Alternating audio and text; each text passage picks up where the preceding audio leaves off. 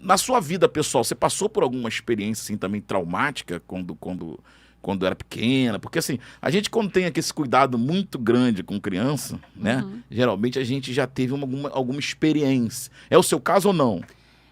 Eu sou vítima de muitas violências, né? Muitas violências dentro de casa, com a família, doméstica. Então, com certeza, eu não sabia o propósito na época e eu lembro que, até bem no iniciozinho da minha conversão, eu falava que eu via Deus como espectador, né? Caramba.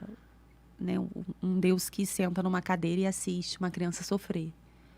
Mas hoje, devido a tudo que que a minha vida se transformou, eu sei que não. Até porque a maldade está no homem, né? Pelo contrário, Deus não tem nada a ver com isso. Mas ele conseguiu fazer uma aliança entre a minha dor e o meu propósito. Então, eu ressignifiquei a minha vida.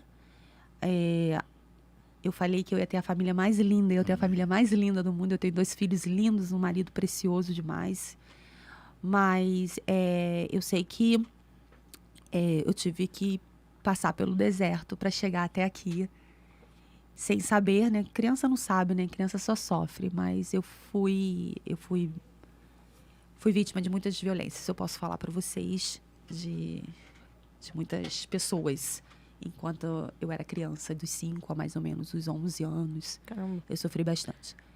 Da família, pastora? Famílias. Mas você foi criado num lar cristão ou não?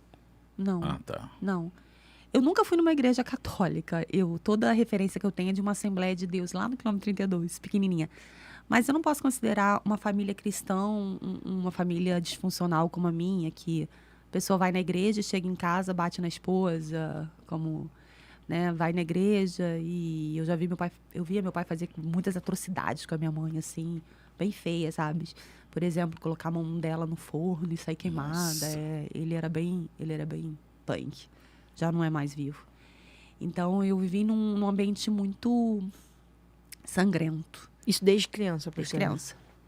E aí, acho que acho que eu dei uma despertada, assim, depois que ele faleceu, com 15 anos.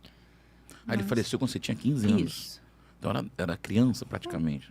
Era criança. Caramba. E qual foi o seu encontro com Jesus, pastora? Quando foi assim que você começou a olhar com outros olhos para Jesus? Eu tive um encontro com Jesus depois do falecimento dele, que aí eu saí daqui, da onde eu estava e fui para morar mais para Jacarepaguá. E aí eu sozinha fui para uma igreja Assembleia de Deus, e aceitei Jesus lá. Só que eu era sozinha, tipo, só tinha eu na minha casa, ninguém queria Quantos saber anos de mais ou Jesus. menos já nessa? Com 16 anos, e aí eu saí da Assembleia e fui para Batista, e aí me batizei e fiquei até os 21. Depois eu me desviei dos 21 aos 31, fiquei 10 anos fora.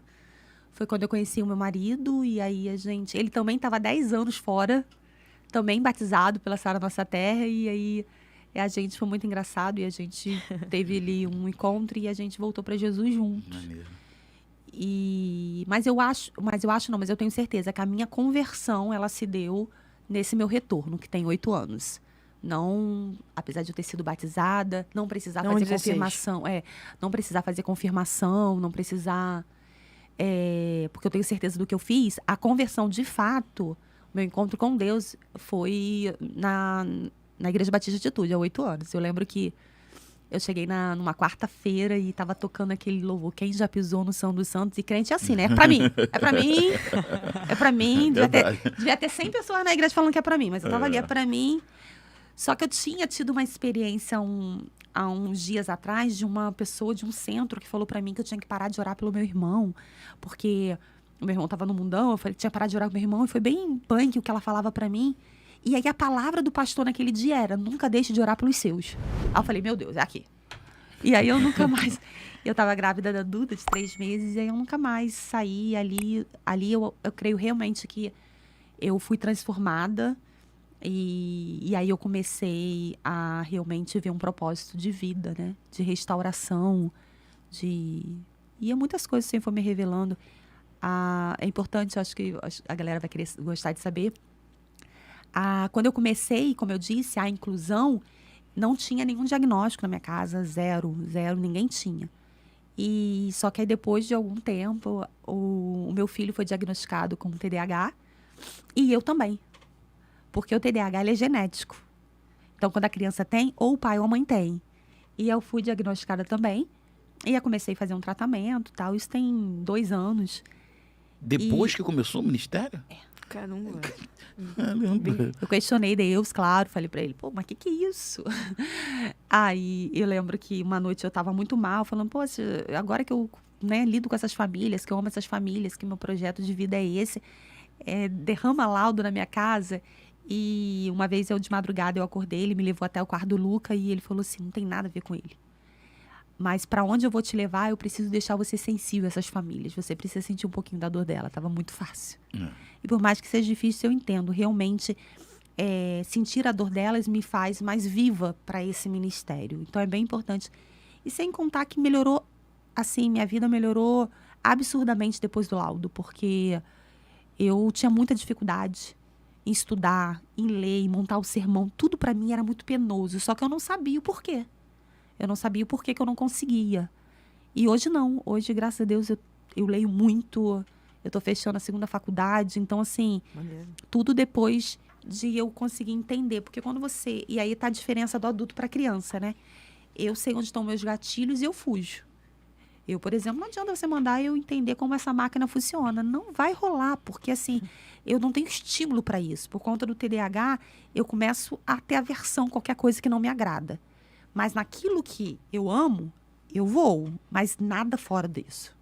Então, eu sou focada em criança. Então, tudo que é focado em criança, eu vou. Se você me falar qualquer outra coisa, provavelmente eu vou ratear muito até criar um desconforto tão grande de eu abandonar. Então, a pessoa com TDAH, é tendenciosa a largar projetos pela metade. Por quê? Porque ela sai fazendo um monte de coisa que não dá prazer. Só que diferente de uma pessoa que não tem, a pessoa ainda vai lá, né? A pessoa com TDAH, não. Ela não vai. Ela só faz aquilo que tem. E a diferença, por exemplo, de mim para uma criança é que eles não sabem o gatilho. Então, por isso que eles vão se arrastando, né? Eu sei os meus gatilhos. Se você mandar falar, eu vou falar assim, meu amigo, eu te amo, mas não vou fazer, porque eu não vou fazer isso bem. E eu não vou gastar energia, por exemplo, eu odeio inglês, eu odeio com todas as minhas forças. Esse negócio não é de Deus pra mim, essa língua. E aí fala, você tem que aprender. Eu falei, não tenho que aprender e não vou aprender. Eu tenho poucos neurônios que funcionam bem, eu não vou gastar eles com isso. Eu vou gastar Quase eles... vomitou o café agora.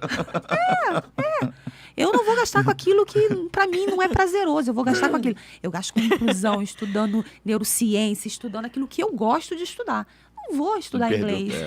Quem quiser, quer que me levar para os Estados Unidos, pode me levar, coloca um intérprete para mim. Não, eu tenho um amigo que fala isso. Ele fala assim, eu não vou aprender a falar outra língua nenhuma. Eu chego lá, eles que falem a minha. Boa. Eu tenho um problema seríssimo com geografia. Seríssimo, seríssimo. Quando eu vou falar, tipo, se eu fui em Santiago, eu misturo. E aí eu escutei a pastora Tati Joislin falando um negócio, falei, peguei essa frase para mim. Ela falou assim, gente, ela falou que é péssima em geografia. Ela falou assim, quer que eu saiba geografia? Me leva para viajar. Boa! Pronto. Boa! E eu tomei pra mim. Eu não gasto, sinceramente. Hoje, depois de 2 anos, que agora eu me conheço perfeitamente, eu não gasto energia com aquilo que não me dá prazer. Porque realmente eu não consigo. Então é muito penoso pra mim. Então eu falo assim, cara, eu tenho muito... E antes eu não tinha isso, mas hoje eu tenho consciência que eu tenho os meus dons e as minhas qualidades. E eu vou me gastar com isso. Eu não vou tentar fazer o teu. Se eu não vou fazer bem, ainda vou sofrer. E as crianças com TDAH são assim. Elas não conseguem ter prazer naquilo que não é o foco delas. Só que elas não têm a consciência que eu tenho. Então elas não sabem os seus gatilhos e elas não conseguem fugir. Eu fujo.